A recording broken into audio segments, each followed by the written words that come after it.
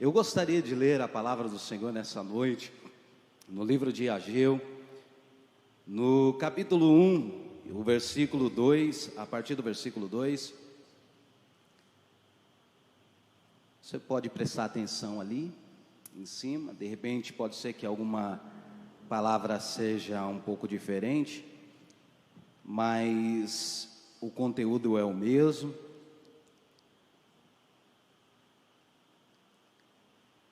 Diz assim a palavra do Senhor: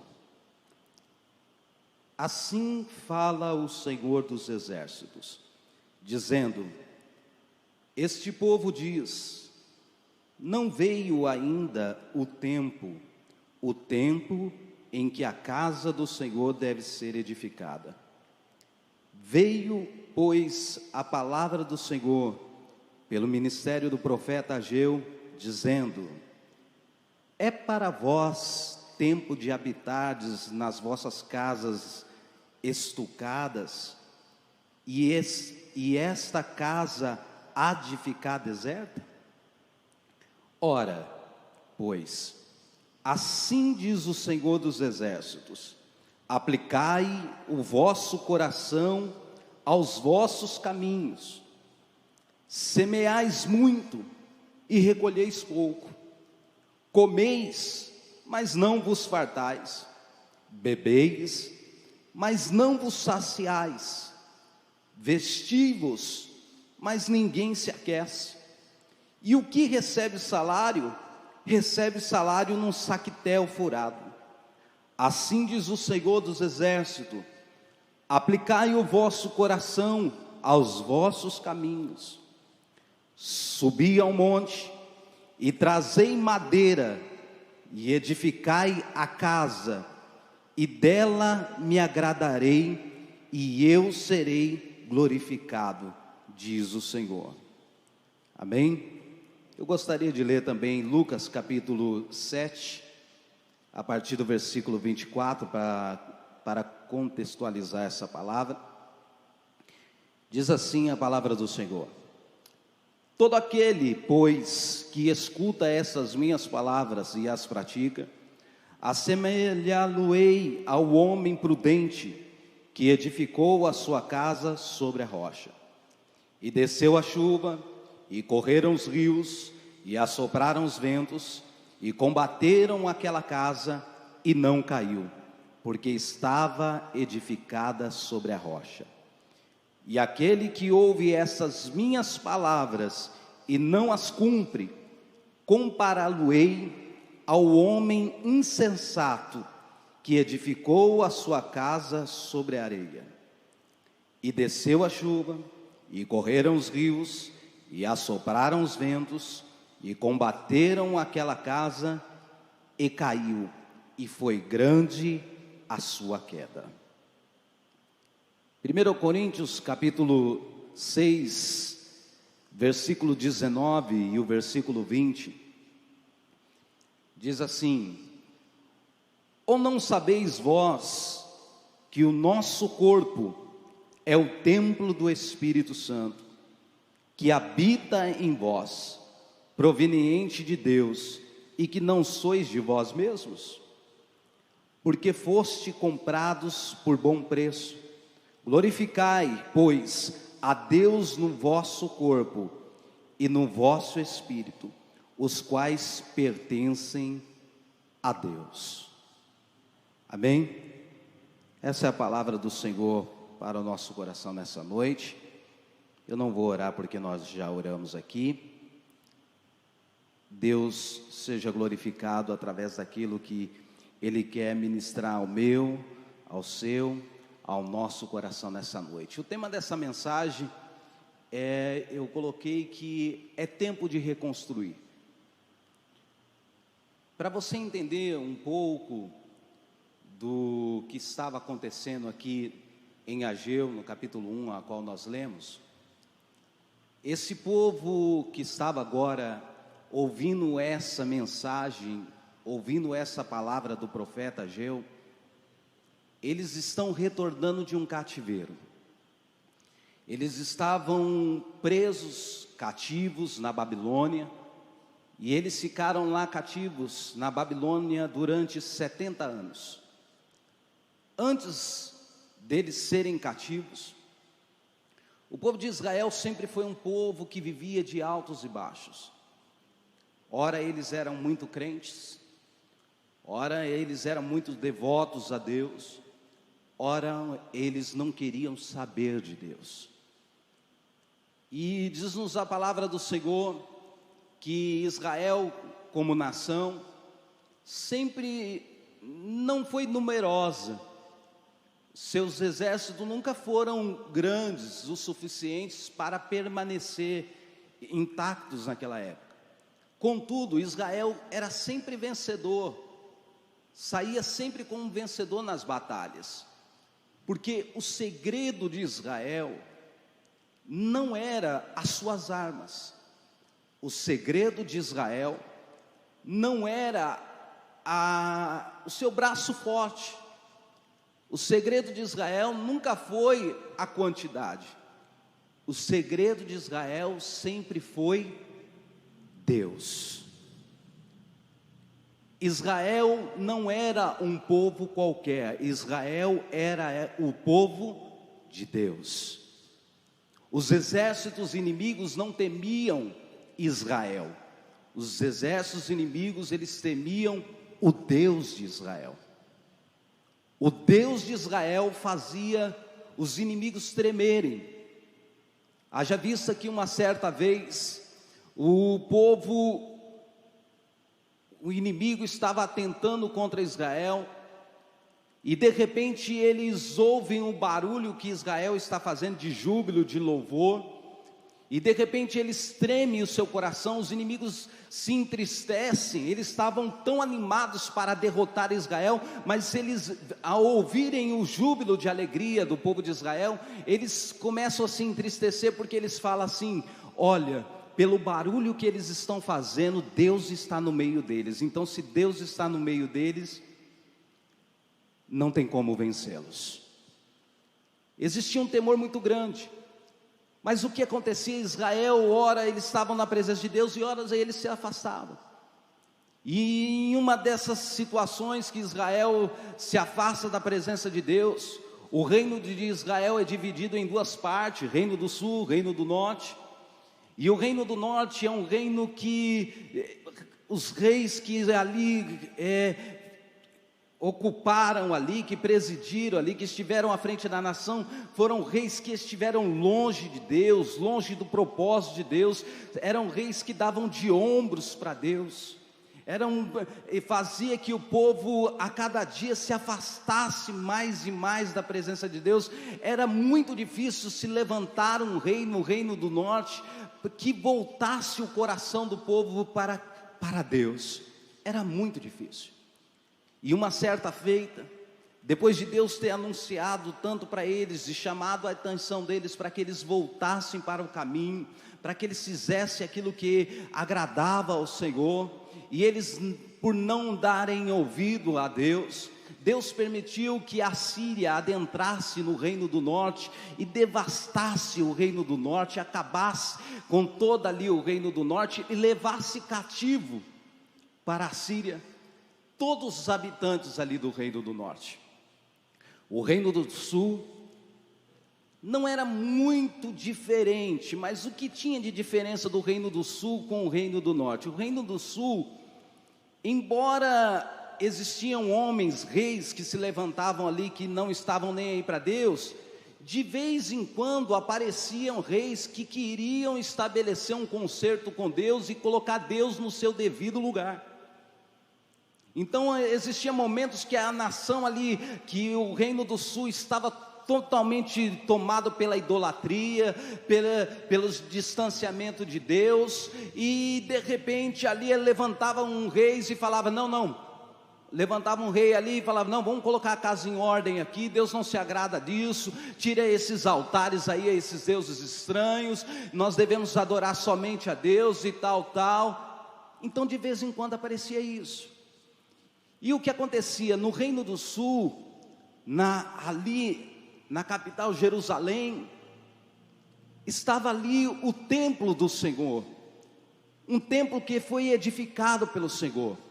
Esse templo, um dia Davi está lá no seu trono, no palácio, e ele olha para a beleza do seu palácio, ele olha para a vida, para a mordomia que ele está tendo ali, e de repente, da onde que ele está ali, desfrutando daquele bom momento da vida dele, ele olha lá e vê a tenda do Senhor, ele vê a arca da aliança em uma tenda, e de repente Davi fala assim: não é justo eu morar em um palácio, enquanto a arca da aliança está numa tenda. Não é justo. Não é justo eu estar aqui nessa beleza toda, enquanto a arca da aliança, porque a arca da aliança representava a presença de Deus. Então ele fala assim: não, vou construir um templo. E ele coloca isso em seu coração, e ele fala com o profeta Natã isso. E aí Deus fala com o profeta Natã, diz para Davi: olha, diga para Davi que não, que beleza, eu não concordo muito com essa história dele construir um templo, porque eu não habito em templos feitos por mãos de homens, mas se é isso que está no coração dele, tudo bem, o templo vai ser construído, mas não vai ser ele que vai construir esse templo, vai ser o filho dele, Salomão, que vai construir. E aí Davi ali está na presença de Deus, obedece a Deus, passa o bastão para Salomão, Salomão assume o reino, e Salomão ele pega e constrói o templo. Todavia, o templo significava ali a presença de Deus no meio do arraial de Israel. Só que o que aconteceu, irmãos? O povo começou a se apegar ao templo, o povo começou a se apegar à liturgia.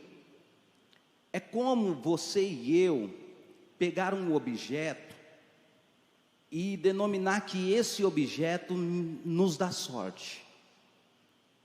É como se eu colocar na minha cabeça que se eu tiver esse celular, com esse celular eu não perco batalha. E era assim que estava no coração desse povo. O povo não estava mais ciente que o templo estava ali, porque ali representava que a presença de Deus estava ali. Então, estando a presença de Deus ali, eles tinham que obedecer, eles tinham que seguir a orientação de Deus. Não, eles pegaram o templo como algo que dava sorte. Então esse povo agora errava, esse povo transgredia a lei, esse povo saía da presença de Deus, mas na cabeça deles, eles falavam: enquanto nós tivermos o templo aqui, nada de mal vai acontecer ao Reino do Sul, nada vai acontecer. E diz-nos a palavra do Senhor que Deus levanta profetas semelhantes a Jeremias, que anunciam a palavra de dia a dia, de madrugada, falando para o povo se voltar para Deus, se voltar para a presença de Deus, para os caminhos de Deus. Mas esse povo, eles dão de ombro, e eles falam assim: não, Jeremias está exagerando com essa história que vai vir um tempo ruim, vai vir um tempo mau aí, que assim como o reino do norte foi levado cativo para a Síria, é conversa de Jeremias que nós também vamos levar cativo. Você acha que Deus vai permitir que nós sejamos levados? Não. Enquanto eu estiver com esse celular aqui, nada vai me acontecer.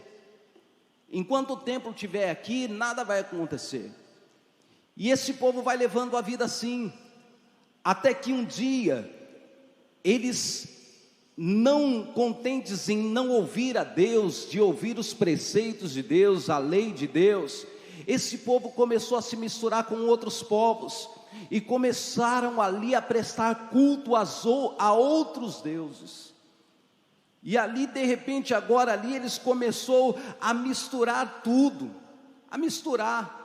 É como hoje misturar os evangélicos com os católicos, misturar os católicos com o pessoal da Umbanda, e com do Espiritismo, e por aí vai, começou a misturar. E não, o importante é a gente fazer algo aqui, Deus está com todos nós, né? Todos falamos de Deus, e eles começaram a misturar tudo, a fazer uma mistura ali, né?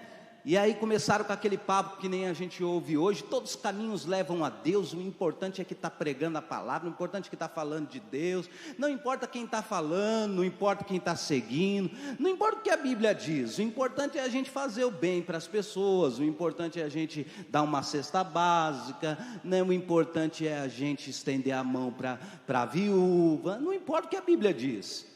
A gente pode deixar o que a Bíblia diz lá, ignorar o que Deus está falando. O importante é a gente aqui, vamos pegar um pouquinho de Deus aqui, um pouquinho do que eles falam ali, tal. E foi misturando. E no que houve essa mistura, Deus não se agradou. E Deus fala para esse povo, volte para o caminho. Eles não voltam para o caminho. Deus permite que a Babilônia se volte contra o reino do sul. Babilônia entra dentro de Jerusalém, toma conta de Judá e devasta tudo. E quando esse povo pensou que eles iriam sair vitoriosos, o que acontece?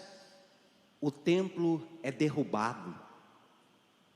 Eles derrubam o templo, eles acabam com o templo. Sabe aquela coisa das pessoas falando: enquanto eu tiver isso aqui, eu não vou perecer, ainda há esperança para mim.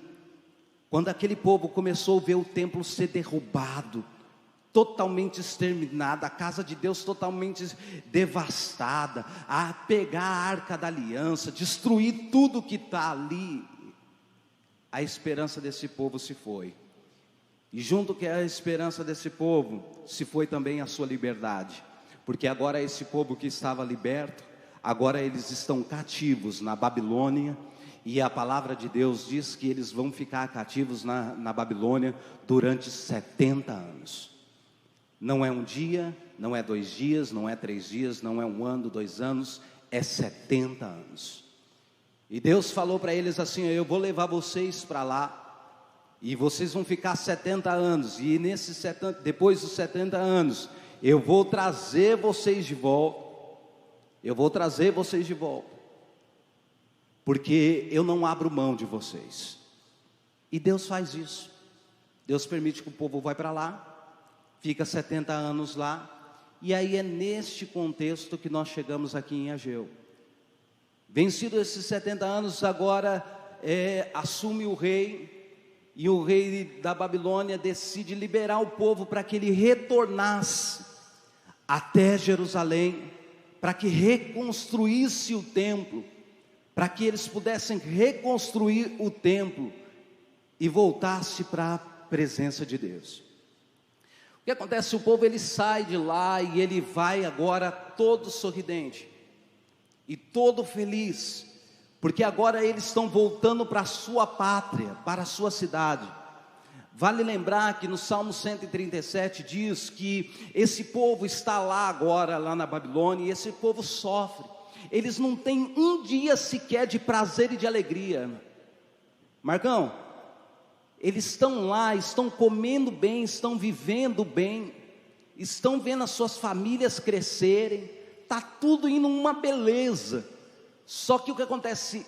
O coração deles é triste, é angustiado, porque eles estão fora do lugar deles, está fora da pátria deles. É como você que está aqui em Mandaguari, mora aqui em Mandaguari, de repente fosse forçado a ir para uma outra cidade. Vamos lá vamos imaginar Maringá, e você é forçado a morar em Maringá, e de repente você está lá em Maringá, e você fala assim: mas vida boa mesmo é que eu tinha lá em Mandaguari. E lá você tem de tudo, você tem shopping em Maringá, você tem tudo lá, só que o que acontece? Nada te alegra, está tudo indo de vento em polpa, mas você fala assim: não, mas a minha cidade é Mandaguari. Alguém fala assim: não, você pode cantar também aqui em Maringá, você pode pregar aqui em Maringá também, e você fala assim: como que eu vou cantar? Como que eu vou cantar em Maringá? Como que eu vou pregar em Maringá? Não, como eu posso cantar aqui? Como eu posso ter prazer de cantar aqui, se meu coração está lá em Mandaguari? A vida desse povo não tem sentido, compreenda isso. Você está compreendendo o que eu estou falando? não tinha sentido nada que eles fizessem, nada que eles possuíssem, porque eles estavam fora do seu habitat, eles estavam fora do seu lugar. E não só isso, porque não era simplesmente, a questão não era geográfica, é porque eles sabiam que eles estarem lá na Babilônia, eles estavam também longe da presença de Deus. Eles sentiam falta da presença de Deus. Deus falou que estaria com eles ali, falou, mas aquele tempo era para um tempo de tratamento, sim, mas eles sentiam falta da presença de Deus. E agora eles podem retornar para Judá, eles podem retornar para Jerusalém, e agora eles podem reconstruir o templo. Pense na alegria agora de alguém que está forçado em Maringá, que recebe a oportunidade de retornar para Mandaguari, e de repente essa pessoa vem toda alegre, vem toda faceira. Agora sim os meus sonhos vão ser concretizados, agora sim vai ter razão no meu louvor, vai ter razão na minha pregação, vai ter razão da minha vida, agora sim eu vou poder criar meus filhos bem, porque eu estou indo para a minha cidade. E aquele povo estava alegre, estava exalando felicidade, e de repente eles chegam lá em Jerusalém, e eles recobram a consciência, e eles dizem: por que nós estamos aqui? Por que nós fomos enviados aqui? Nós fomos enviados aqui para restaurar o templo, para reconstruir o templo. Escute isso que eu vou te dizer nessa noite. O tema dessa mensagem diz: é tempo de reconstruir. Esse povo chegou motivado ali para reconstruir o templo. Escute isso que eu vou falar para você. Não basta a gente saber o que tem que ser feito. Não basta. Existia um presidente americano, 34º presidente dos Estados Unidos, Eisenhower, o nome dele. Em 1954, em um discurso, ele disse assim: eu tenho 2 tipos de problemas. Um desses problemas é importante, e o outro problema é urgente.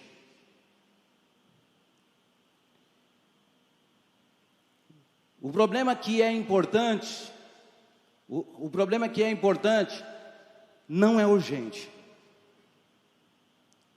E o problema que é urgente nunca é importante.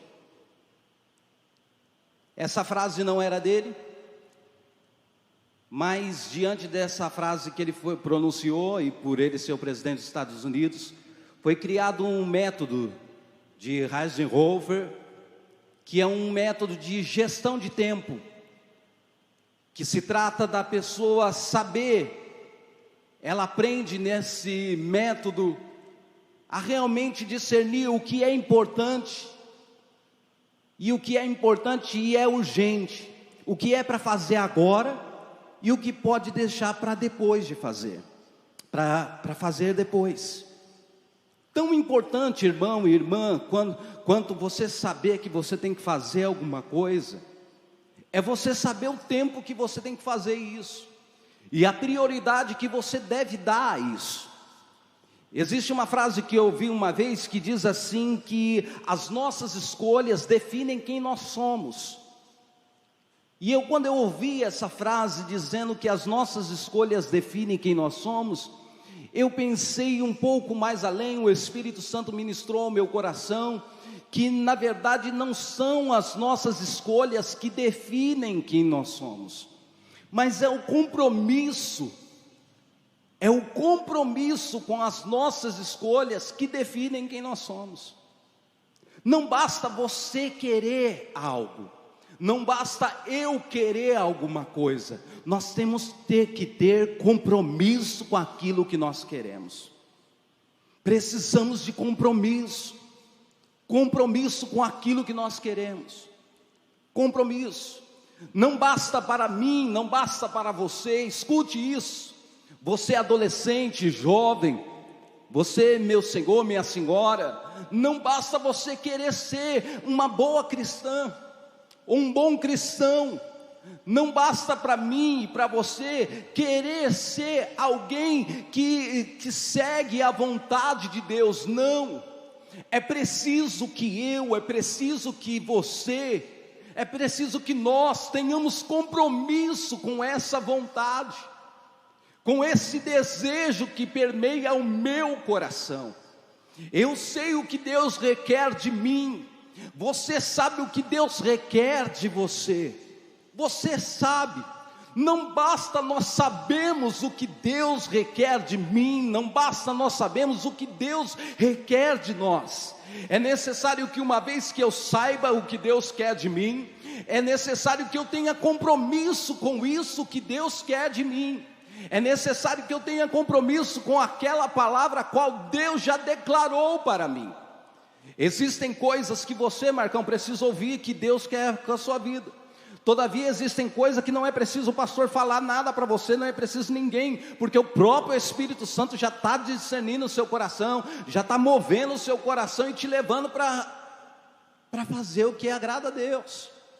Eu e você, nós não estamos num barco no meio do mar à deriva, sendo jogado das ondas para lá e para cá, não. Como eu falei aqui no início, a minha vida, a sua vida, ela está debaixo do controle de Deus. Deus controla a minha vida, Deus controla a minha história. Nós não estamos à deriva. Em momento algum você está à deriva. Escute isso, no seu relacionamento com a sua esposa, no relacionamento que você tem no seu trabalho, no relacionamento que você tem com as suas amizades. Escute, você não está à deriva em nenhum momento. Pode ser que você não esteja com a Bíblia na mão, pode ser que você não esteja com a palavra de Deus na mão lá, pode ser que você não esteja em um reduto de religiosidade, onde ali fala da palavra de Deus, pode ser que você não esteja, mas não existe um lugar sequer, não existe um lugar sequer que você não seja alcançado pelas mãos poderosas, pelo mover poderoso do Espírito Santo.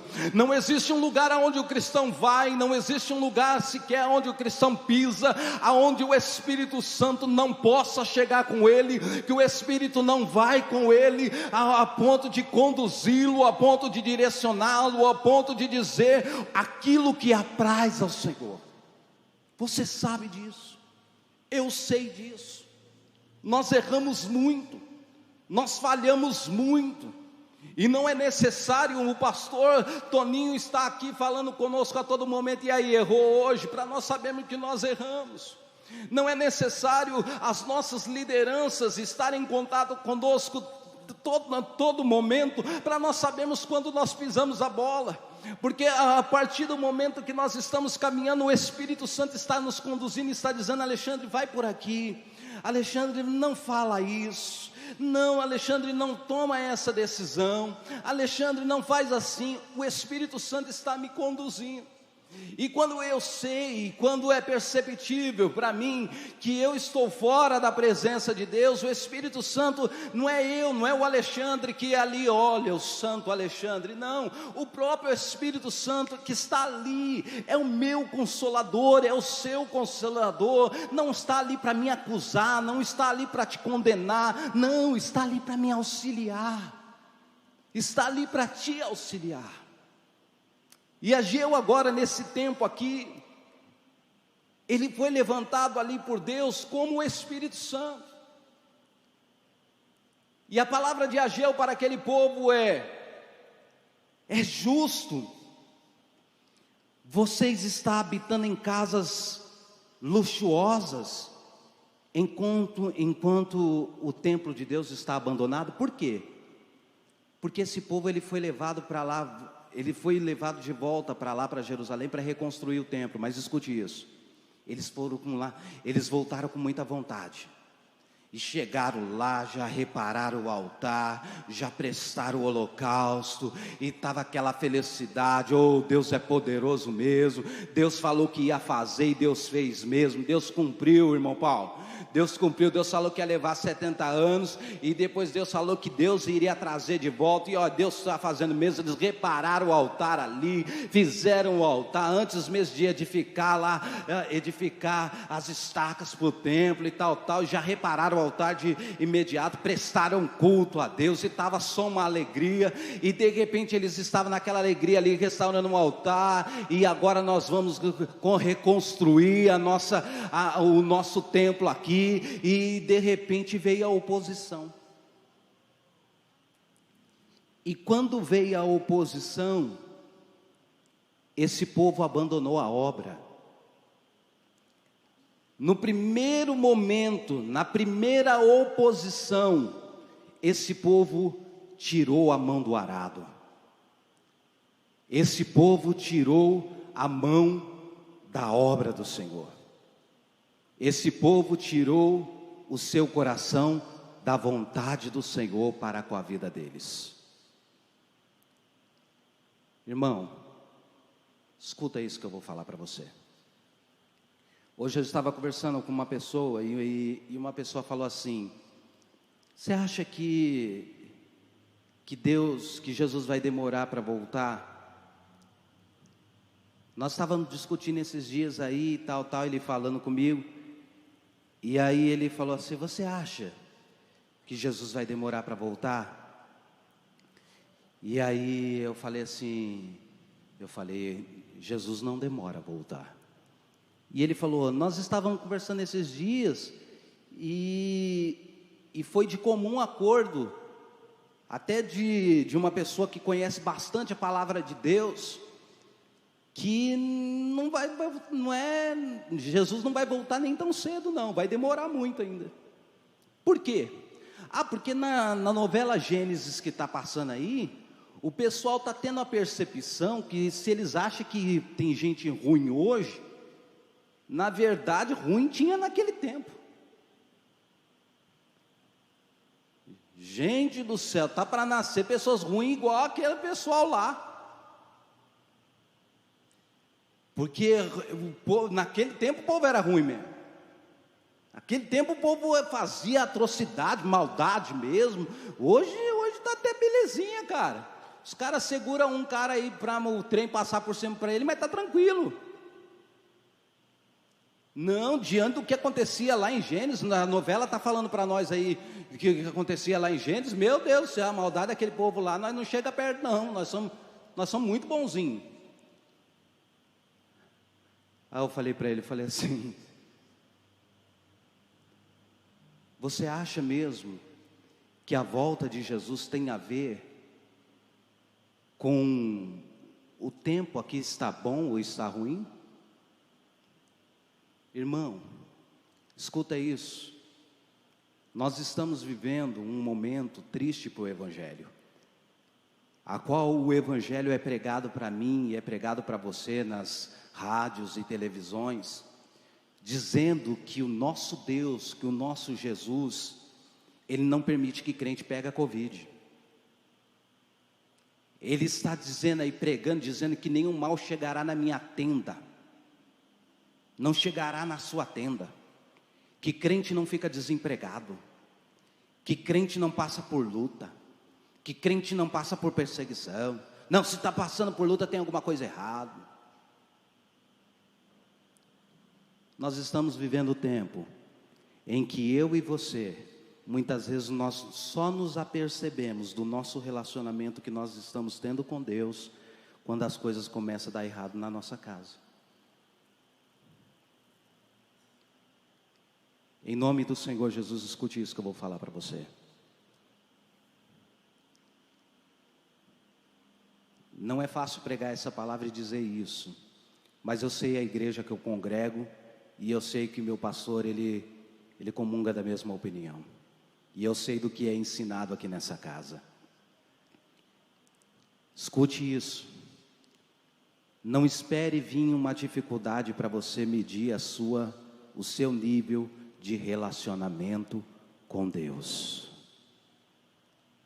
Não espere as coisas ficarem ruins para você voltar-se para Deus. Não espere. Tem gente que está ganhando dinheiro e está longe de Deus. Tem gente que está vivendo o melhor momento com a família, com a esposa e com os filhos e está longe de Deus. Escuta isso. Esse povo aqui, eles estavam produzindo as suas casas. Eles estavam ali, com as suas casas luxuosas. Eu sei, você conhece a palavra, vai dizer que eles estavam ganhando, né? Mas não estava havendo lucro, né? Que eles estavam ganhando salário, mas parecia que estava colocando num saquetel furado e tal. Irmãos, eles estavam realmente vivendo assim insaciavelmente. Quanto mais eles tinham, mais eles queriam. A casa era uma casa boa, Ney, mas tinha que ter piscina também. Aí quando tinha piscina, não bastava ter a piscina, tinha que ter como chama aquele lá que os caras entram lá, que fica quente lá? Uma sauna. Tinha que ter uma sauna. Era insaciável. Quando a reforma estava toda acabada, vamos fazer mais alguma coisa aqui, tem que fazer mais alguma coisa, vamos achar mais alguma coisa. Um carro já não era suficiente, era 2 carros. 2 carros não era suficiente, era 3 carros, e por aí vai aumentando, e eles não via nada, e não se saciava, e tal, e era assim que eles estavam vivendo. As casas estavam luxuosas, mas eles estavam longe da presença de Deus, porque eles tinham abandonado a vontade de Deus para eles.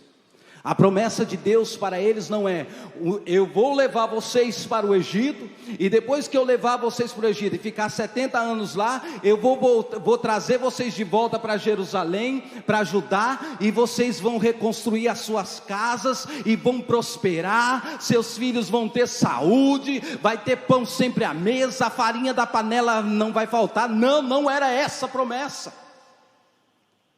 A promessa de Deus era o seguinte: eu vou permitir vocês ir para lá, vocês vão ficar 70 anos lá, e depois que vocês ficarem 70 anos lá, e se atentarem que não é a sua casa que te satisfaz, que não é o seu dinheiro que satisfaz, que não é a família está toda perfeitinha que satisfaz, não é todo mundo está curado que satisfaz, não é o dinheiro que está no bolso que satisfaz. Quando vocês entenderem que não é simplesmente vocês terem uma boa vida, mas vocês precisam estar na minha presença, então eu vou trazer vocês eu vou trazer vocês da Babilônia de novo para cá, vocês vão voltar para a minha presença, antes de querer ter uma família abençoada, antes de querer ter um carro, antes de querer ter uma casa, antes de você querer ter filhos abençoados, filhos bem educados, bem estudados, vocês vão querer antes ter um compromisso com a minha palavra, vocês vão querer ter um compromisso com a minha verdade, por isso vocês vão retornar. E eles estavam tendo tudo, irmãos, mas não estavam debaixo da direção de Deus. E é isso que acontece. É possível que nós tenhamos uma vida abastada e abençoada, e nós estarmos longe e fora do propósito de Deus. Mas oxalá que Deus te trouxe aqui, me trouxe aqui nessa noite para dizer: é tempo de reconstruir um altar para mim, é tempo de reconstruir a sua vida na minha presença. Como é que está o seu relacionamento com Deus? Como está sendo a sua vida de construção? Existia uma imagem que nós colocávamos geralmente no Orkut ou no Face, que dizia assim: desculpe o transtorno, porque nós estamos em construção. Escute isso que eu vou te dizer para você, principalmente você que é casado, sabe do que eu estou falando. Muitas vezes nós pensamos que o casamento é o fim, e na verdade o casamento não é o fim, é um começo. Nós somos enganados. Escute isso. Nós conhecemos ali uma pessoa, e aí começamos a gostar, E aí a gente fala assim, essa é a primeira etapa, é a etapa do conhecimento. E aí agora nós conhecemos essa pessoa, começamos a orar por essa pessoa, né? De repente você é crente aí, começa a orar com ela e tal, de repente passa um tempo, você começa a namorar com ela. E aí você está namorando com ela e alguém está dizendo, e aí quando que você vai noivar? Aí você diz assim, em breve nós vamos noivar. E aí de repente você fala assim, agora nós vamos noivar e já vamos marcar a data do casamento. Por que vocês vão noivar? Porque nós estamos nos conhecendo aqui, né? A cabeça dela bate com a minha, e né, a família dela é legal, né? A minha família também. Você acredita que a mãe dela falou que eu sou o filho que ela sempre pediu para Deus? Na verdade, ela já tem um homem lá na família, mas ela disse que eu sou o filho que ela pediu para Deus. Eu sou maravilhoso, eu sou o cara ideal para casar com a... É verdade, nós estamos nos conhecendo, está tudo beleza lá, está tudo fechadinho, tudo beleza. A mulher, você tem ideia, não me chama nem de meu genro, ela me chama de meu filho. É por isso que eu estou marcando casamento. E aí eu vou casar. E aí marcou o casamento, casou. E aí na hora que casou, o cara fala assim, pronto, acabou tudo, né? E na verdade ele descobre que a hora que ele casa, que ele vai começar a conhecer a pessoa que está do lado dele. É na hora que ele casa que ele vai começar a conhecer a pessoa que está do lado dele. Escute isso, o seu casamento está em construção. A sua vida profissional está em construção. A minha vida espiritual está em construção. Nós estamos em construção. Mas a pergunta para mim, a pergunta para você, nessa noite, é sobre qual alicerce que nós estamos construindo a nossa vida. Sobre qual alicerce que você está construindo a sua vida. O seu casamento está sendo construído em cima do quê? Em cima de rosas? Em cima de meu bem, meu amor, eu te amo, você é tudo para mim? O seu casamento está sendo construído sobre o quê, meu irmão? O seu namoro está sendo construído em cima do quê? A sua vida profissional está sendo construída sobre o quê? Evangelho de Mateus capítulo 7, versículo 24 diz, aqueles que ouvem a minha palavra e as praticam, eu assemelhá-lo-eis àquele que edificou a sua casa sobre a rocha. Nessa noite você vai sair daqui e você vai dizer, Senhor, se eu não estou construindo a minha vida sobre a rocha que é o Senhor, nessa noite eu quero começar a reconstruir a minha vida. Se a minha vida profissional está construída em cima do meu talento, sobre o meu intelecto, sobre o que eu sei fazer, sobre a minha percepção a respeito de tudo, nessa noite eu quero reconstruir a minha vida profissional em cima da rocha que é o Senhor. Tu és o meu fundamento. O meu casamento não vai estar edificado simplesmente pelo dinheiro que eu coloco lá. Não é o dinheiro que vai manter o meu casamento. Não é o meu benzinho, meu beijinho, o meu te amo que vai sustentar meu casamento. Não, hoje eu coloco o Senhor como alicerce do meu casamento. O Senhor será a minha rocha. Hoje eu vou reconstruir meu casamento sobre o Senhor. E o que isso quer dizer, irmão? O que isso quer dizer, minha irmã? É quando eu e você entende que o mais importante na minha vida, na sua vida, o mais importante na nossa vida é o Senhor. Se nós tivermos o Senhor conosco, tudo vai bem, irmãos. O casamento vai estar bem sustentado, vai estar bem alicerçado, a vida profissional vai estar bem alicerçado, tudo ao nosso redor vai estar bem alicerçado. Não quer dizer que dias difíceis não virão, não quer dizer que a enfermidade não adentrará na nossa casa, não quer dizer que as coisas não vão ficar de repente numa situação complicada para nós, não. Não quer dizer que as coisas ruins não vão chegar, mas o que quer dizer, Alexandre, que pode o vento soprar da direita para a esquerda, pode ser que venha enxurrada, pode vir vento, pode vir tempestade, mas não vai ser destruído, porque Deus cuida de você. Deus cuida de você. Tem gente com medo de perder os filhos, tem gente com medo de perder o emprego, tem gente com medo de perder a esposa. Por que você não faz isso? Não, porque eu tenho que garantir meu casamento. Não, porque eu tenho que trabalhar. Porque isso, aquilo, outro. Não, porque se eu não fazer, não, irmão. Nessa noite começa a reconstruir a sua vida sobre o Senhor. Volte-se para Deus.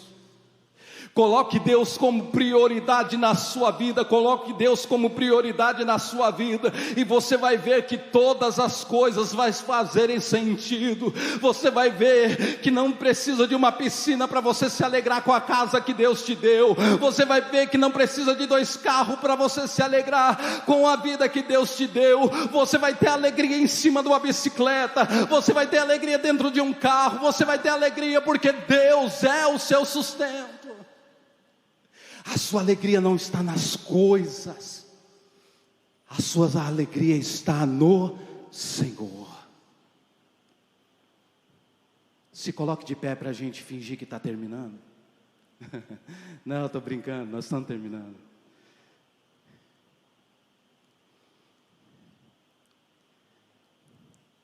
É tempo de reconstruir.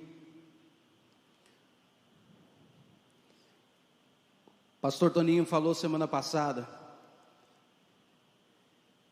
que daqui um mês nós vamos ter um banheiro ali que você vai ter vontade, eu vou ter vontade de tomar banho naquele banheiro ali atrás. Mas pensa num cara apaixonado pela Igreja Batista, irmãos. É eu aqui. Sou um cara apaixonado pela Igreja Batista, irmãos. Porque você está vendo aquela construção maravilhosa ali? Está vendo tudo isso aqui, todo esse ambiente criado aqui, tudo. É para um pastor que é conduzido por Deus, que não está preocupado em simplesmente que você more dentro dessa igreja, mas é de um pastor que preza que você seja a casa de Deus. Mais do que ver você todos os domingos aqui, é um pastor que ora por você, está lá com o Covid, mas ele ora por você, para que você seja a casa de Deus. Ele não quer que você mora aqui dentro, Ele quer que você seja templo do Espírito, Ele quer que você seja a casa de Deus. Ele não quer que você tudo liga para Ele e fala: pastor, meu guru, fala para mim o que eu devo, se eu devo namorar ou se eu não devo namorar. Não é um pastor que está preocupado em controlar a sua vida, que está preocupado em controlar a minha vida, não, irmão. Não é um pastor que tem prazer em dizer para você: você tem que estar debaixo da minha bênção aqui, está debaixo da minha mão. Não, eu não estou falando isso para puxar o saco do Toninho, não. Mas é o que pregamos aqui nessa igreja, é o que se aprende na escola dominical aqui, é ser casa de Deus, é ser templo do Espírito Santo de Deus, e é tempo de você se reconstruir.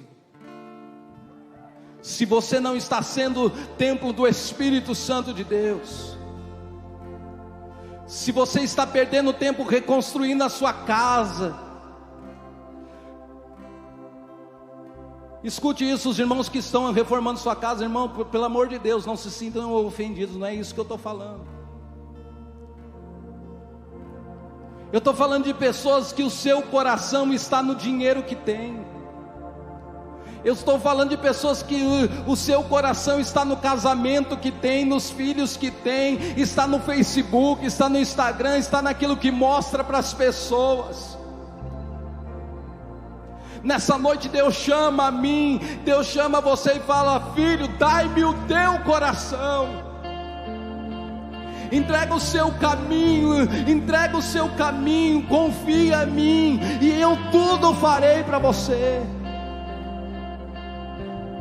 Deus está dizendo: você está correndo atrás de tanta coisa, está se preocupando com tanta coisa, e está se esquecendo do mais importante. É eu que dou sentido ao casamento, é eu que dou sentido ao seu emprego, ao seu trabalho, é eu que dou sentido a essa vida.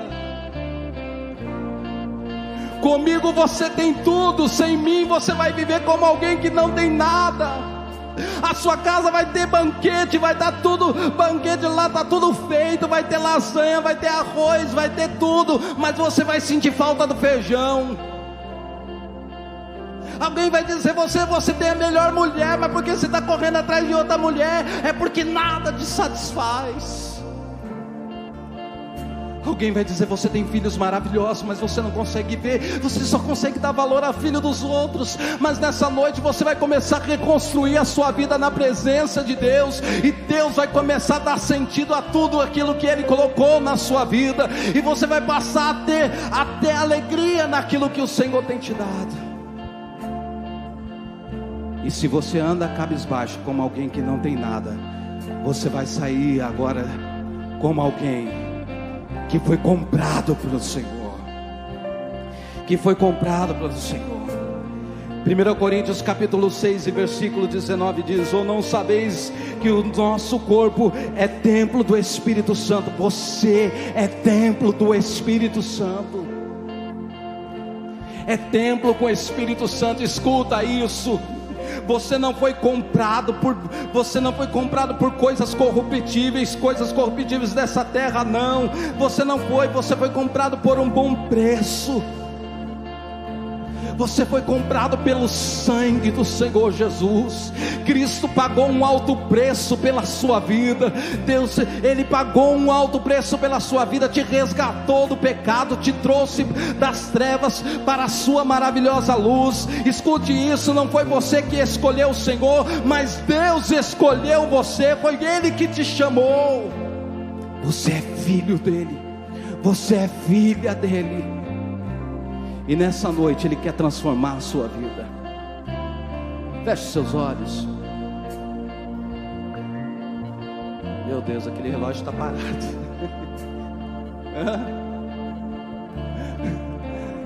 Feche seus olhos. Eu não sei como que você está, meu irmão, mas você sabe. Fala para Deus aí, fala para Deus. Fala: Deus, eu quero reconstruir, Senhor. O Senhor me trouxe do mundo e me colocou dentro desta casa, mas quando eu cheguei dentro desta casa, eu queria só a Tua vontade, eu queria só a Tua presença, mas hoje eu quero um carro, Senhor. Eu vim para cá, Senhor, eu só queria fazer a Tua vontade, hoje eu quero uma vida perfeita nessa terra. Deus, eu ouvi nessa noite que não é simplesmente uma vida perfeita que o Senhor tem para mim nessa terra.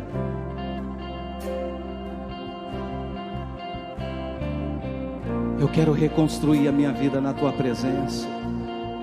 Fala para Ele: revela qual é a Tua vontade para a minha vida, Senhor. Revela qual é a Tua vontade para o meu viver, Senhor. Vem conduzir a minha história, vem conduzir a minha vida, Senhor. Fala para Ele nessa noite. Você que está na sua casa e você sabe o caminho que você tem andado, como Ageu falou àquele povo através do Espírito Santo de Deus, através da mensagem de Deus: olhe para o seu caminho nessa noite, que seja descortinado diante de você a vida que você tem vivido, que nessa noite você recobre a consciência, que os seus olhos sejam abertos, e que você volte para a presença do Senhor. O Senhor te chama nessa noite. Não basta você saber o que tem que ser feito, você tem que ter compromisso com aquilo que tem que ser feito. Deus está te chamando, meu irmão. Oh Deus, nós estamos na Tua presença. Vem sobre nós nessa noite, nós queremos reconstruir as nossas vidas, Senhor. Oh Deus, nessa noite nós queremos colocar o Senhor no centro da nossa vida. Nós reconhecemos que nós somos casa do Senhor, nós reconhecemos que somos templo do Senhor, e se nós somos templo do Senhor, não é a minha vontade que tem que prevalecer, não é a vontade, Senhor, meu Pai querido, não é os meus desejos que tem que prevalecer, mas a Tua vontade. Oh Deus, eu não quero simplesmente conhecer versículos a respeito da Tua palavra, eu quero praticar a Tua palavra, eu quero viver a Tua palavra, eu quero respirar a Tua palavra, eu quero, Senhor, meu Pai querido, viver, Senhor. Ah Deus, seja o Senhor glorificado, Senhor, em tudo, Senhor, que eu fizer. Oh, quer que eu coma, quer que eu beba, Senhor, que tudo seja para a Tua glória, seja para o Teu louvor. Toma nossas vidas nas Tuas mãos. Oh, toma nossas vidas nas Tuas mãos. É a minha, Senhor, é a nossa oração, em nome do Senhor Jesus.